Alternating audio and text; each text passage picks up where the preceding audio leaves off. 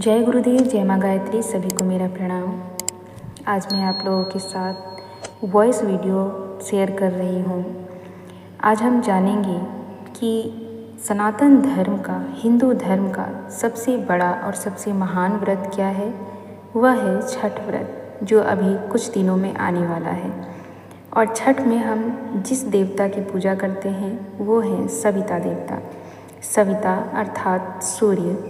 सविता देवता की आराधना करके हम अपने आप को और भी महान बनाते हैं, बलवान बनाते हैं। सूर्य की आराधना से हमारे जीवन में अनेकों चमत्कार, अनेकों लाभ होते हैं।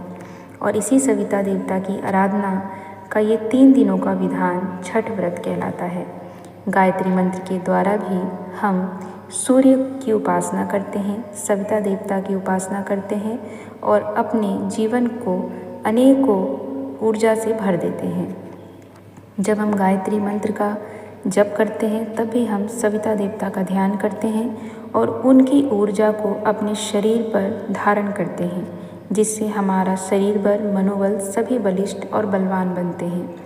तो इन्हीं सविता देवता की पूजा छठ में की जाती है। इसीलिए सनातन धर्म का यह सबसे बड़ा व्रत और सबसे कठिन, सबसे महान व्रत माना गया है, क्योंकि सविता को सृष्टि का प्राण कहा गया है।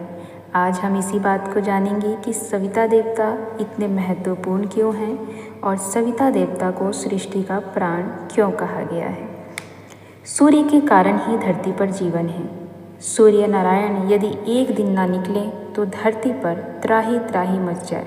सूर्य का प्रकाश समस्त जीवधारियों में उल्लास एवं प्राण का संचार करता है। इसीलिए सूर्य की इतनी महत्ता है।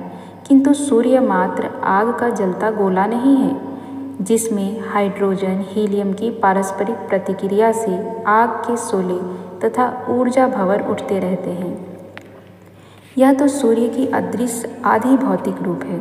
आधि दैविक रूप से वह विचारों का नियंत्रक, ग्रहों का अधिपति तथा भावों को सुंदर प्रेरणा देने वाला है तथा जातक की आत्मा के रूप में विद्यमान है। इसमें भी गहरे चलते हैं तो आध्यात्मिक रूप में वह विराट पुरुष की ज्योति है, अति मानसिक ज्योति है।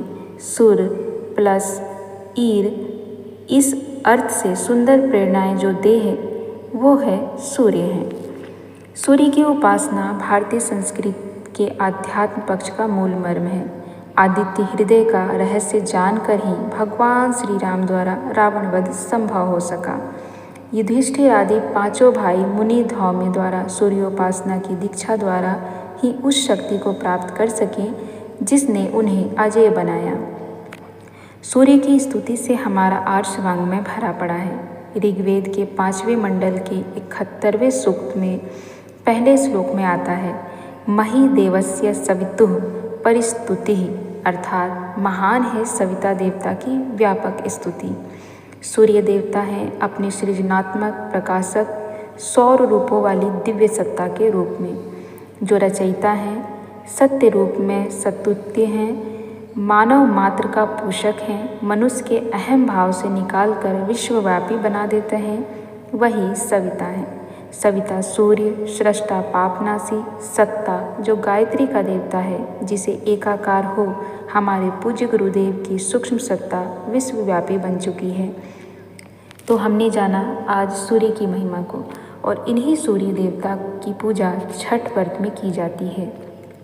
यानी कि छठ व्रत में जिस महान शक्ति की हम आराधना करते हैं, 3 दिनों की कठिन तपस्या करते हैं, वह इस पूरी सृष्टि को चलाने वाले हैं। तो वह मनुष्य की सभी इच्छाओं को पूरा क्यों न कर सकते हैं, क्योंकि जब पूरी सृष्टि चलाना जिनके हाथ में होता है उनके लिए कुछ भी असंभव नहीं होता है। इसीलिए छठ व्रत का इतना महत्व है और सभी लोग छठ को इतना मानते हैं। बड़े ही पूज्यवान होते हैं वो लोग भी जो छठ का व्रत करते हैं। तो छठ व्रत कितना महान होगा आप ये भी अंदाज़ा लगा सकते हैं। कहते हैं कि जो लोग छठ व्रत नहीं कर पाते वह यदि व्रती का दर्शन कर लें, उनके पाँव छू लें तो भी उन्हें व्रत का फल मिल जाता है। तो इतना महान है ये व्रत और इतनी महान है इसकी ऊर्जा। और हम सभी सूर्य देवता की आराधना प्रतिदिन करते हैं गायत्री मंत्र के द्वारा, तो आप यह भी समझिए कि गायत्री मंत्र भी कैसा मंत्र है जो इस पूरे ब्रह्मांड को चलाता है। हम उसकी आराधना प्रतिदिन गायत्री मंत्र के द्वारा करते हैं। तभी तो पूज्य गुरुदेव ने कहा है कि जो गायत्री मंत्र जपता है उसके लिए कोई भी कार्य कठिन नहीं होता, असंभव नहीं होता। यानी गायत्री मंत्र का जप करने वाला व्यक्ति भी वह सब कुछ पा सकता है जो सविता देवता की आराधना करने वाला पा सकता है।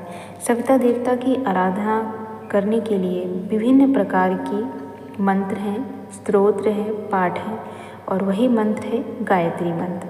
तो छठ व्रत में गायत्री मंत्र का भी जप करें, इससे सूर्य देवता और प्रसन्न होंगे, और साथ ही साथ जो आपके व्रत के नियम हैं उनको भी कीजिए। जय गुरुदेव, जय माँ गायत्री, सभी को मेरा प्रणाम।